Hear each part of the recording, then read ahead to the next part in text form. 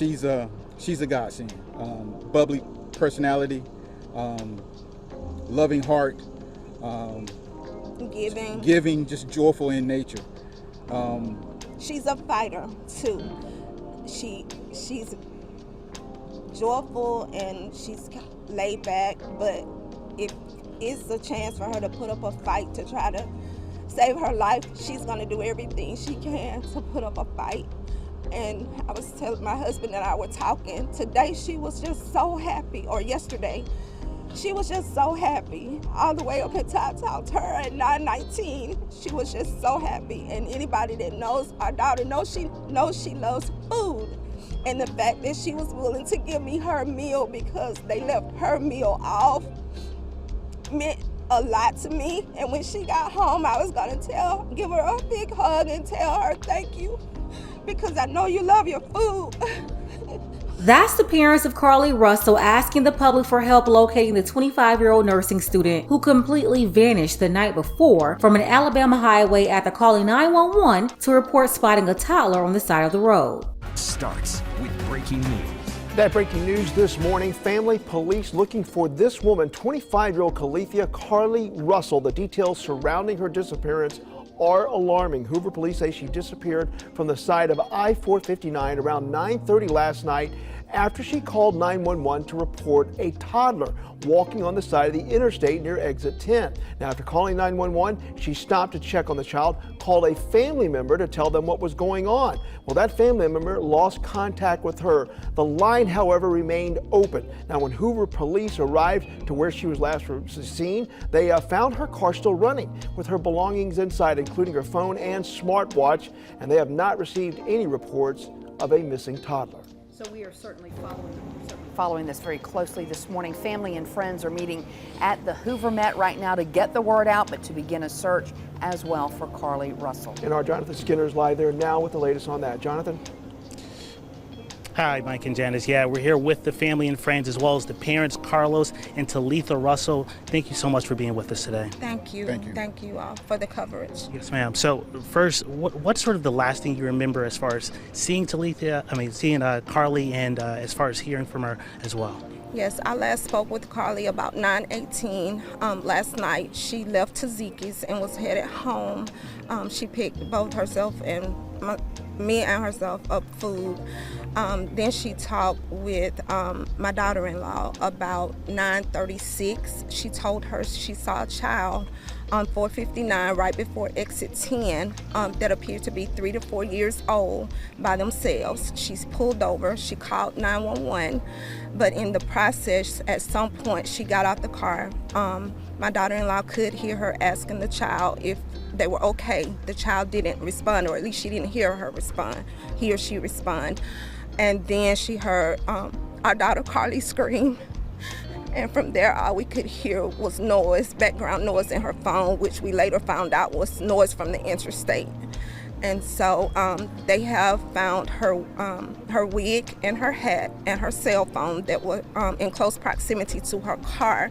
So if anyone sees Carlee from the pictures that we have put out, just keep in mind, because her wig came off, her hair will be braided down to her scalp, so she won't have, long hair or anything like that is reflected on the picture. She pretty much has cheekbones like me.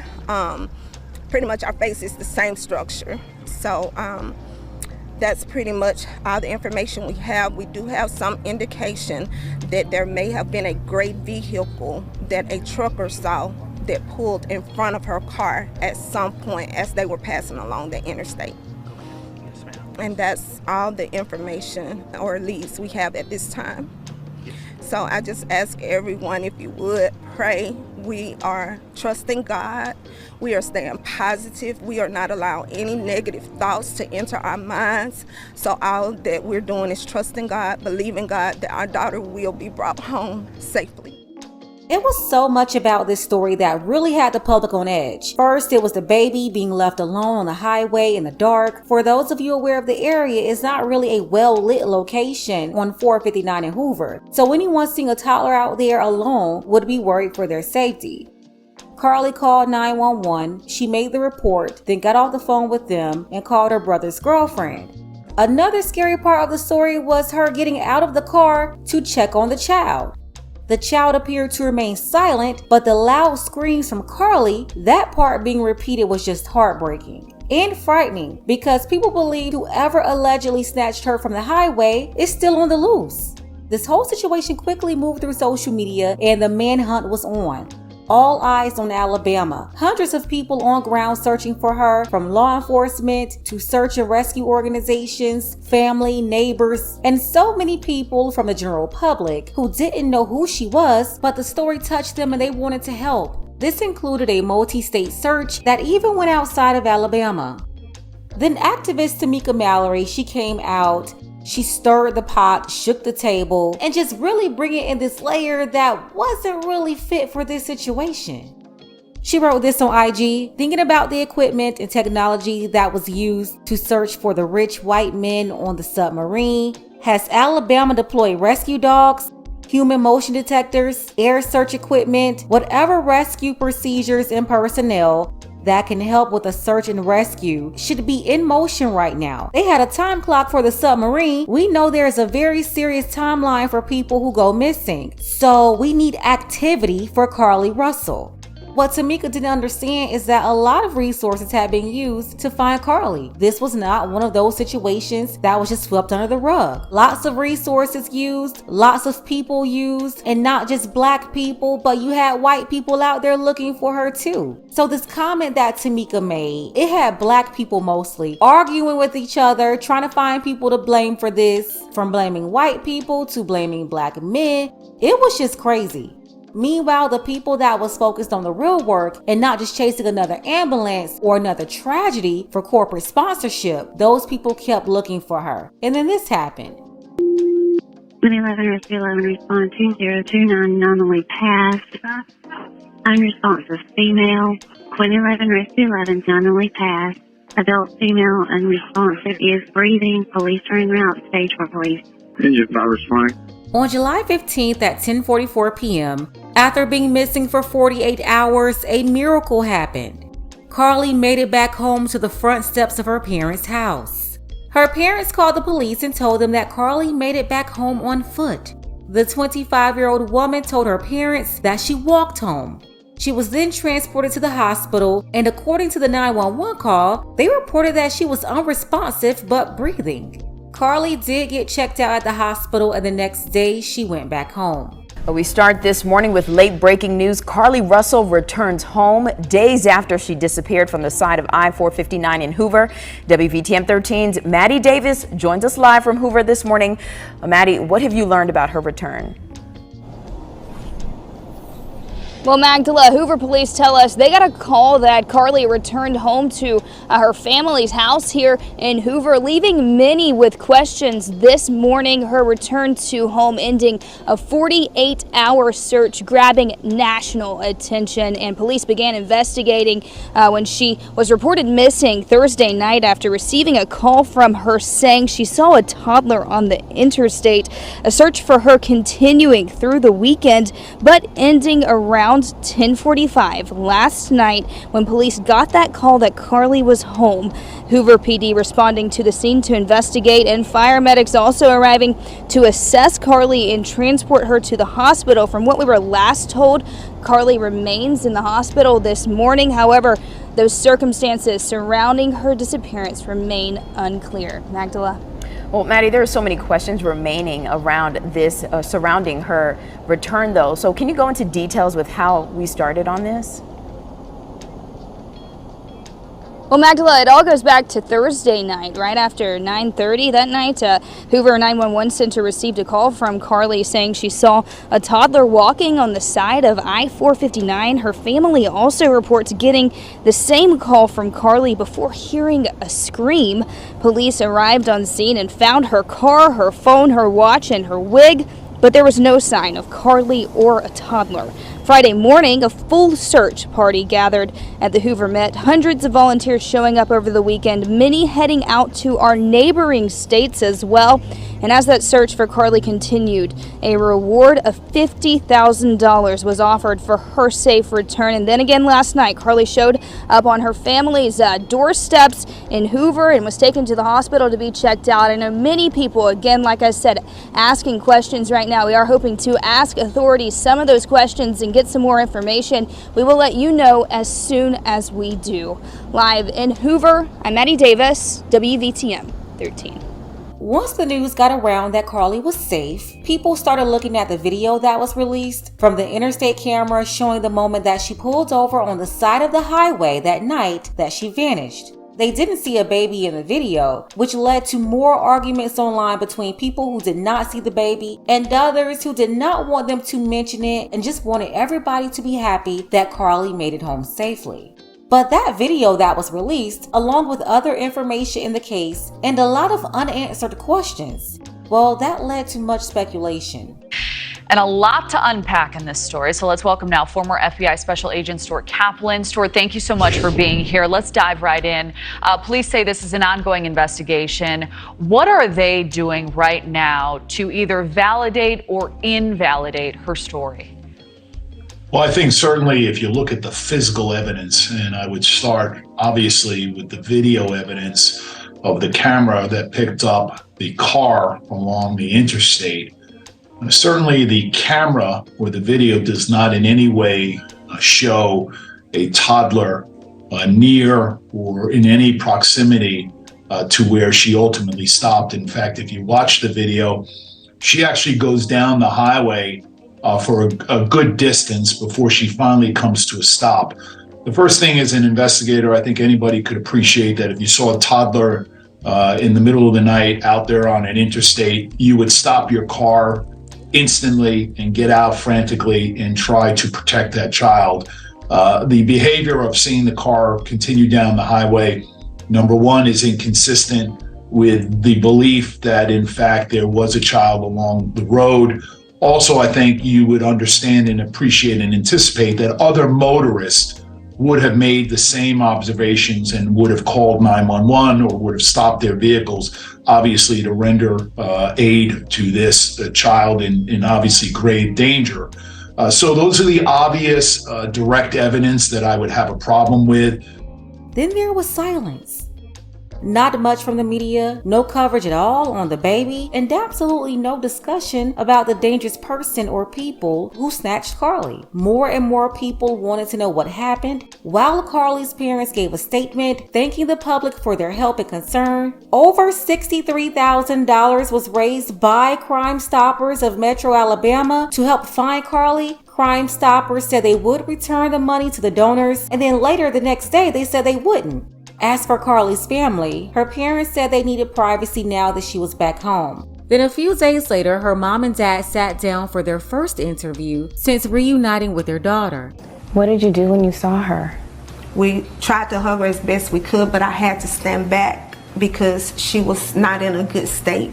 So we had to stand back and let medical professionals work with her.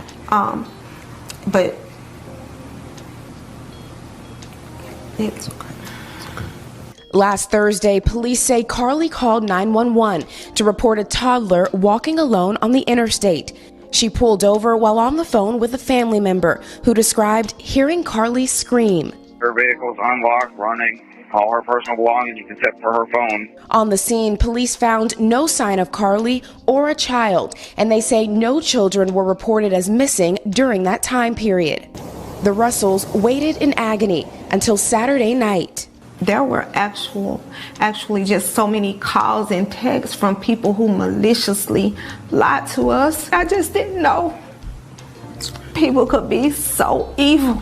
Authorities have not indicated where Carlee was during the 48 hours she was missing or what happened. Her parents declined to share what their daughter told them, citing the ongoing investigation. And can you tell me what happened Saturday night? Did you just get a knock at the door? Anything leading to the case itself, we can't discuss that. But they say speculation about the circumstances surrounding Carlee's disappearance are only making things worse. She's having to deal with the trauma of people just making completely false allegations about her. Her family now urging the public to let the investigation play out, but mentioning an abductor. Her mother asking to read a brief message to the public. Carlee has given detectives her statement so that they can continue to pursue her abductor. Do you believe that there's an abductor still out there? Absolutely. Absolutely. NBC News has reached out to the Hoover Police Department to ask whether they're looking for an individual involved. Police have just said they're following up on all information provided by Carlee. And when I talked to you all on Saturday, you also said your daughter is a fighter and she would find a way back to you. I felt that in my heart. Is that what happened? She did. She found her way back to us. However, we can't discuss the details of that. But they say one thing is clear. Do you believe she was fighting for her life? Oh, she definitely fought for her life.